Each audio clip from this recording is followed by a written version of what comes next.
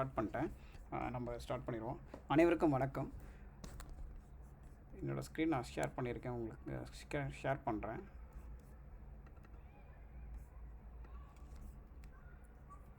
Screen தெரியுதுங்களா?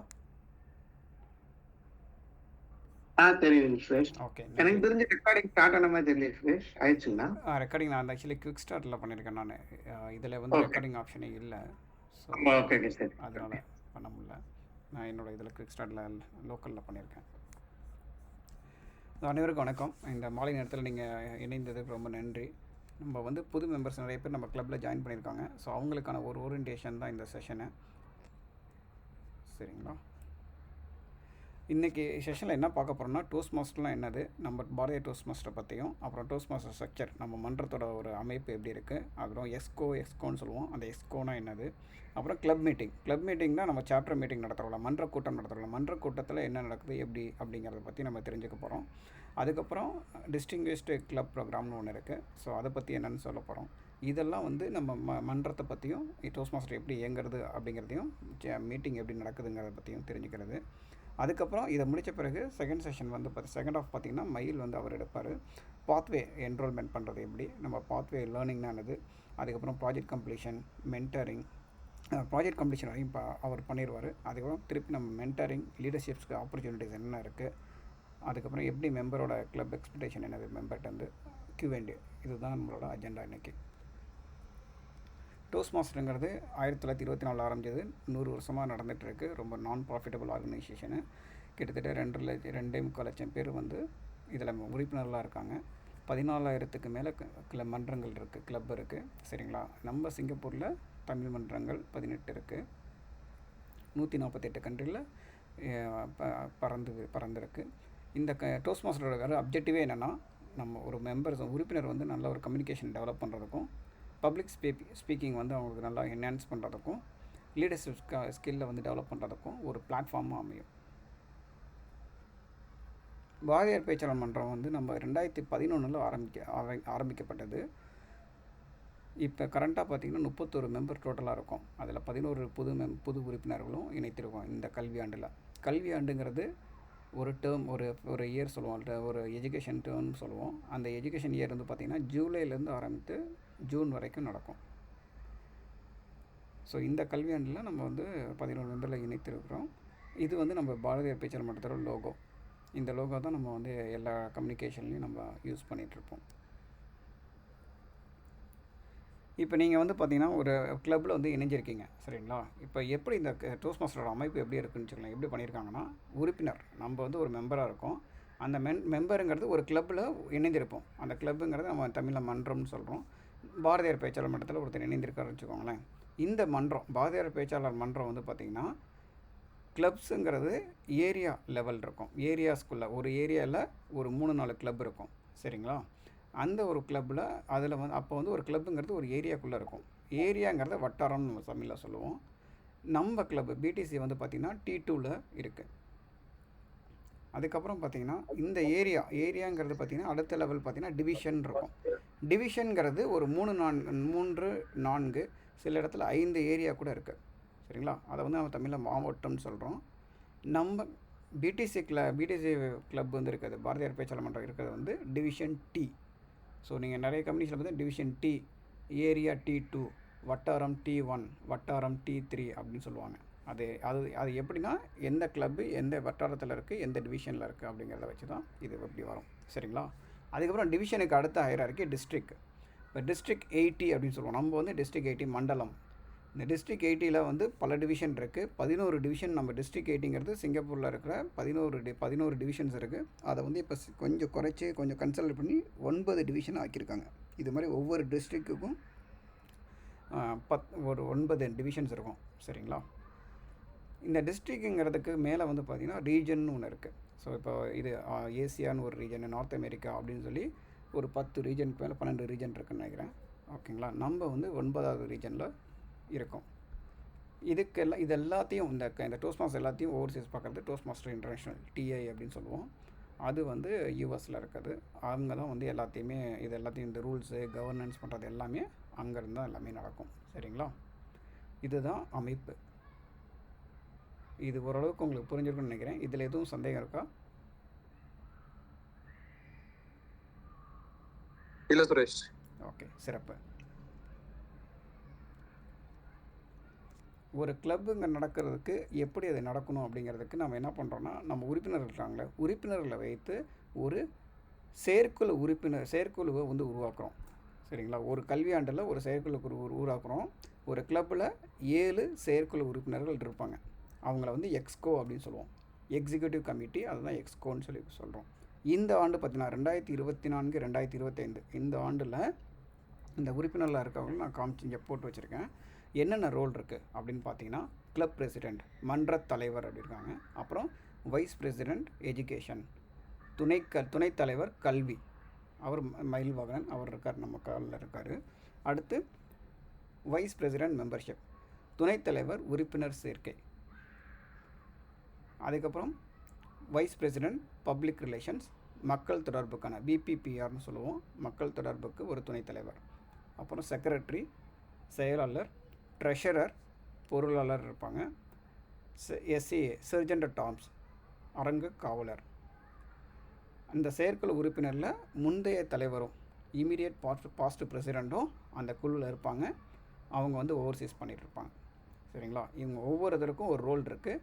இந்த 7 பேரும் சேர்ந்து தான் அதாவது ஒரு எக்ஸிக்யூட்டிவ் கமிட்டி எக்ஸ்கோ மெம்பர்ஸ் தான் எப்படி மீட்டிங் எப்போ வைக்கிறது, என்ன பண்ணுறதுங்கிறத டிசைட் பண்ணுவாங்க. ப்ளஸ் ஏதாவது சேஞ்சஸ் இருக்குன்னா அவங்க வந்து கலந்து ஆலோசித்து மன்ற உறுப்பினர்கள்ட்டையும் கேட்டு ஆலோசித்துட்டு முடிவு பண்ணுவாங்க.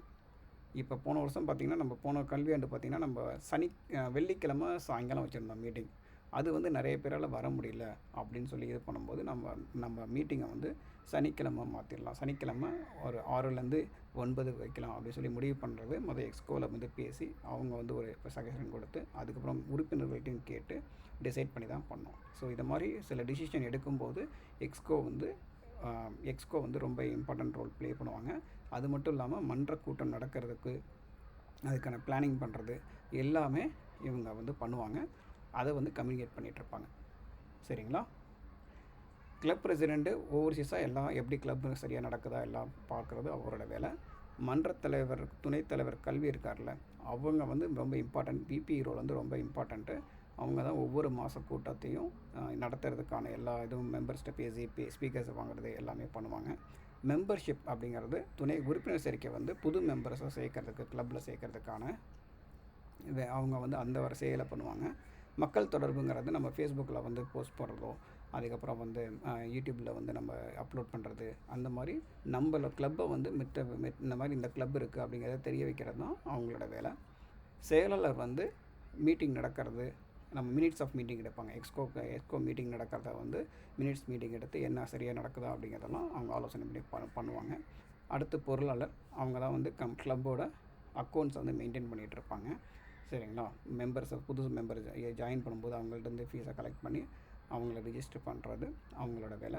சரிங்களா? அதுக்கப்புறம் மன்றத்தில் ஒவ்வொரு மாதம் நடக்க கூட்டத்தில் செலவு பண்ணுறோம்ல, நம்ம சில ஸ்நாக்ஸ் அரேஞ்ச் பண்ணுறோம், அதுக்கெல்லாம் வந்து அதை கணக்கு எவ்வளவு என்னங்கிறத பார்க்குறது. அப்போ போட்டி நடத்துகிறோம், அதுக்கான பரிசுகளும் உணவு வந்து அரேஞ்ச் பண்ணுறதும் அதற்கான இதெல்லாம் வந்து அவங்க பார்த்துக்குவாங்க.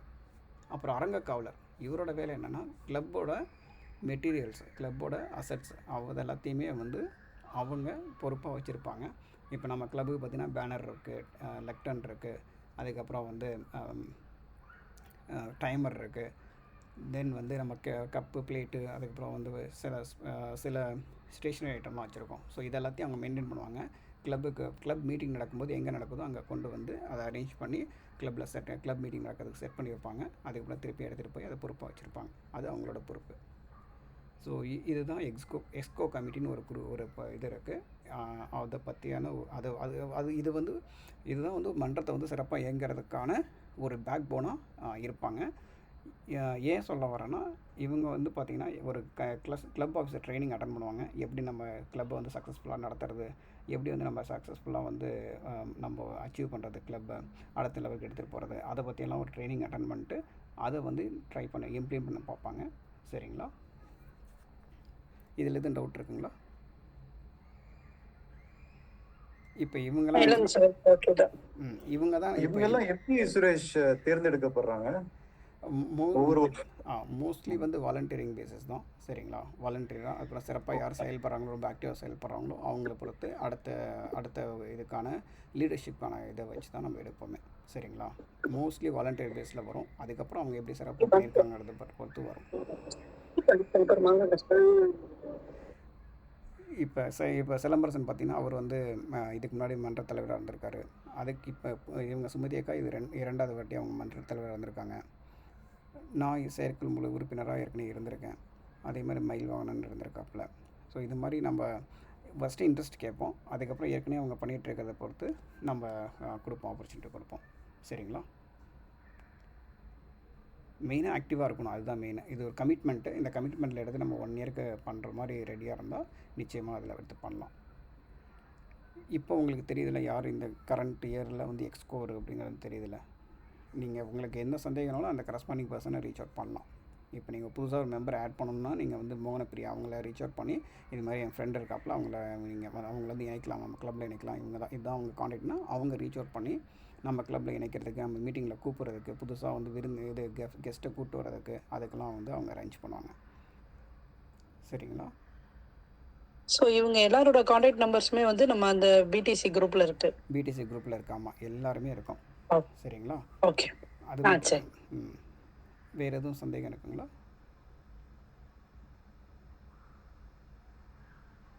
சரி, நான் அடுத்து போயிடுறேன். இந்த இந்த இந்த எக்ஸ்கோ குரூப்பே வந்து பார்த்திங்கன்னா நம்ம ஜூலை மாதம் வந்து ஒரு இப்போ இன்ஸ்டலேஷன் நடக்கும். அதில் வந்து அவங்க பதவி ஏற்பாங்க. பதவி ஏற்று அடுத்த ஒரு வருடத்திற்கு அவங்க தொடர்பு அந்த இதில் வந்து எக்ஸ்கோவாக இருப்பாங்க. சரிங்களா? அதுக்கப்புறம் மன்ற கூட்டம். ஒவ்வொரு மன்ற கூட்டம் நடக்கிறதுக்கும் நம்ம என்ன நாள் அப்படிங்கிறத நம்ம ஒவ்வொரு கிளப்புமே வந்து டிசைட் பண்ணோம். மாதத்தில் எந்த நாள் நடத்துகிறோம், எந்த டைமுக்கு நடத்துகிறோம், எந்த இடம் அப்படிங்கிறதெல்லாம் டிசைட் பண்ணிடுவோம். சரிங்களா? அப்படி தான் அந்த மன்ற கூட்டம் நடக்கும். இதை வந்து நமக்கு வந்து டிஎல்சிஎஸ் தமிழ்மொழி பண்பாட்டுக் கழகம் வந்து டிவிஷன் டிக்கு வந்து சப்போர்ட்டாக இருக்குது. அவங்க வந்து நமக்கான இடத்தை வந்து புக் பண்ணி தராங்க. சிண்டாலேயோ இல்லை லைப்ரரியிலையோ இல்லை சிசிலேயோ அவங்க அந்த இடத்த புக் பண்ணி தராங்க. இப்போ சிண்டாவில் புக் பண்ணுறதுக்கான அதுக்கான அமௌண்ட்டையும் வந்து அவங்களே வந்து ஸ்பான்சர் மாதிரி அவங்களே எடுத்து பண்ணுறாங்க. சரிங்களா?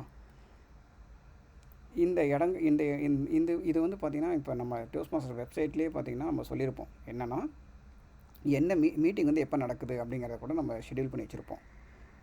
செகண்ட்ஸ் இப்போ வந்து நம்ம மீட்டிங் எல்லாமே 2வது சனிக்கிழமை மாலை 6 மணிலேருந்து 9 மணிக்கு நடக்குது. இப்போ வந்து அது இந்த மாதம் மட்டும் நம்ம 3:30லேருந்து 6:30க்கு மாற்றிருக்கோம். அடுத்த வரக்கூட மாதத்துலேயும் மாற்ற மாதிரி கொஞ்சம் இது இருக்கும். சரிங்களா? ஆனால் இப்போதைக்கு நடக்கிறது 2வது சனிக்கிழமை 6 மணிக்கு. ஸோ அதை பொறுத்து தான் நம்ம இந்த டேட் ஃபிக்ஸ் பண்ணுவோம். இந்த டேட்டை ஃபிக்ஸ் பண்ணோன்னா லொக்கேஷன் வந்து நம்ம வந்து என்னென்னா வென்யூ வந்து டிஎல்சிஎஸில் பேசி அவங்கள்ட்ட வந்து புக் பண்ண சொல்லுவோம். இந்த டேட்டில் எங்களுக்கு புக் பண்ணி கொடுங்கன்னு சொல்லிடுவோம். அவங்க புக் பண்ணி தராங்க. ஸோ அப்படி தான் நமக்கு சிண்டா கட்டடம் கிடைக்குது. அது ஒரு காமன் பிளேஸாக இருக்கிறதுனால, லிட்டில் இந்தியாவில் இருக்கிறதுனால நிறைய பேர் எல்லாராலையும் வர முடியும், ஈஸியாக ஆக்சஸ் இருக்கிறதுனால நம்ம இந்த இடத்துல வந்து நம்ம நடத்துகிறோம். சரிங்களா? இது வந்து ஒரு மன்ற கூட்டம் நடத்துறதுக்கான ஒரு ஃப்ளையர் வந்து ரெடி பண்ணுவோம்.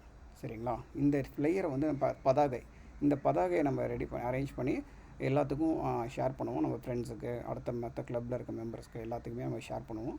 ஷேர் பண்ணி சொல்லுவோம். இதில் என்ன மெயினாக இருக்குன்னா லோகோ இருக்கும். நம்ம டோஸ்ட் மாஸ்டர் லோகோ, அதுக்கப்புறம் நம்ம கிளப்போட லோகோ, டிஎல்சிஎஸ் அவங்க ஸ்பான்சர் பண்ணாலும் அவங்களோட லோகோ இருக்கும். பாரதியார் பேச்சாளர் மன்றம் அப்படிங்கிற மன்றத்தோட பேரும், மன்ற கூட்ட எண்ணும் இருக்கும். இதில் இல்லை, ஆக்சுவலாக மன்ற கூட்ட எண்ணும் சில இதில் நம்ம மென்ஷன் பண்ணுவோம். கருப்பொருள், ஒவ்வொரு மாதத்துக்கும் பார்த்திங்கன்னா ஒரு கருப்பொருளை சூஸ் பண்ணுவோம். தீம், அந்த மாதத்துக்கு என்ன தீம்னு அந்த தீம் சூஸ் பண்ணி அதை பேஸ் பண்ணி நம்ம அதை வந்து நம்ம மென்ஷன் பண்ணுவோம். சரிங்களா? நம்ம பேச்சிலையோ இல்லை நம்ம வந்து பேசும்போது வாய்ப்பு கிடைக்கும் போதோ நம்ம அந்த கருப்பொருளை பற்றி நம்ம சொல்லலாம், பேசலாம். சரிங்களா? அதுதான் ஒரு இது கருப்பொருள் வச்சுருக்குது. அதுக்கப்புறம் யாரை தொடர்பு கொள்வது, இந்த இதில் மன்ற தலைவரையும் மன்ற துணைத் தலைவரோட கான்டாக்ட் இருக்கும். ஸோ தட் அவங்க ரீச் அவுட் பண்ணலாம். இப்போ புதுசாக கெஸ்ட் வராங்க அப்படின்னா அவங்க வந்து ரீச் அவுட் பண்ணி எத்தனை பேர் வராங்க அப்படிங்கிறத சொல்கிறதுக்கும், இல்லை வேறு எதுவும் அவங்களுக்கு சந்தேகம் அப்படிங்கிறதுனாலும் எப்படி ரீச் அவுட் ஆகிறதுனாலும் இந்த நம்பரை அவங்க தொடர்பு கொள்ளலாம். அப்புறம் என்றைக்கு நடக்குதுங்கிறதும் டீட்டெயிலும், எத்தனை மணிக்கு நடக்குது, எந்த இடத்துல நடக்கிறது, இந்த டீட்டெயிலாம் இதில் இருக்கும். இது ஒவ்வொரு மன்ற கூட்டத்துக்கும் நம்ம இந்த மாதிரி தான் ரெடி பண்ணி கொடுப்போம் பதாகை.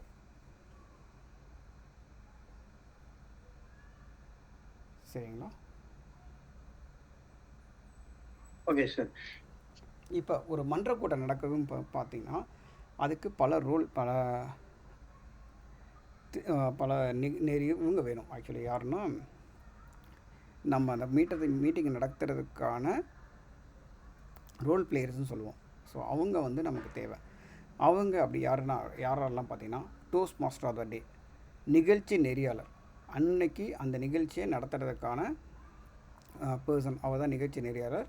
அதுக்கப்புறம் ஸ்பீக்கர்ஸ். ஆப்வியஸாக நம்ம இங்கே இந்த மன்றத்தில் ஜாயின் பண்ணதே எதுக்குன்னா நம்ம நல்லா ஒரு சிறப்பாக பேசணும், நம்ம பேச்சை வந்து மேம்படுத்தணும். அப்படிங்கும்போது திட்டம் படைப்பாங்க அவங்க தான்.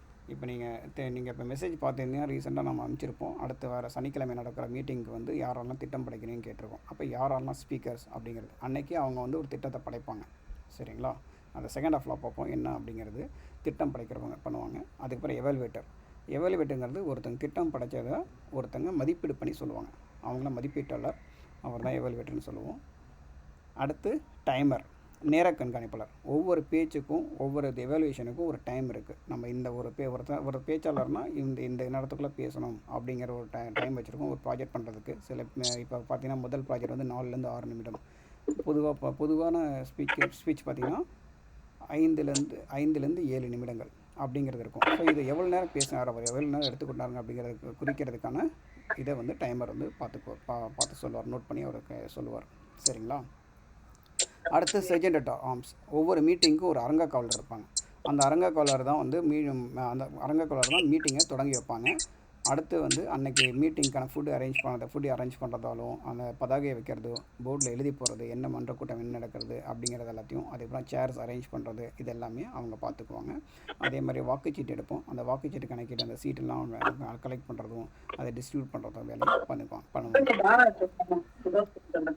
அடுத்து வந்து பார்த்திங்கன்னா டேபிள்